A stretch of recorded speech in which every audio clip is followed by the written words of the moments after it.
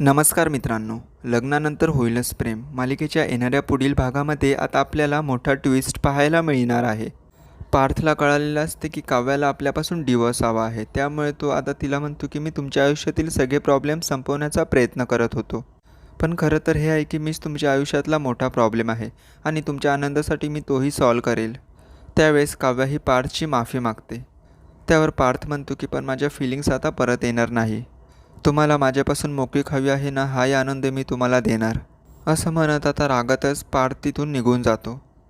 काव्यासोबत नवीन संसार मांडायचा असं स्वप्न पार्थने रंगवलेलं असतं.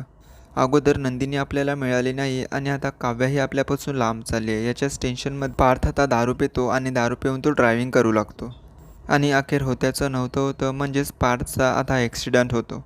घरी कळताच पुन्हा एकदा आता गुरुजींची भविष्यवाणी खरी ठरली असं मानिनीला वाटू लागतं. असं काय झालं असेल ज्यानंतर आपल्या मुलांवर एकामागोमाग एक संकट येतच आहे.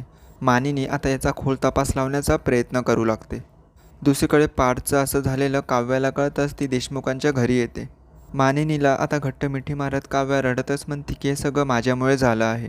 मला पार्थच्या भावना दुखवायला नको होत्या. त्यानंतर मानिनीच्या प्रश्नाचं उत्तर तिला मिळतं. तर प्रेक्षकांनो, या सगळ्यांमध्ये तुम्हाला बिचाऱ्या पार्थबद्दल काय वाटतं कमेंट करून सांगा आणि मालिकेच्या पुढील अपडेट्ससाठी सबस्क्राईब करा.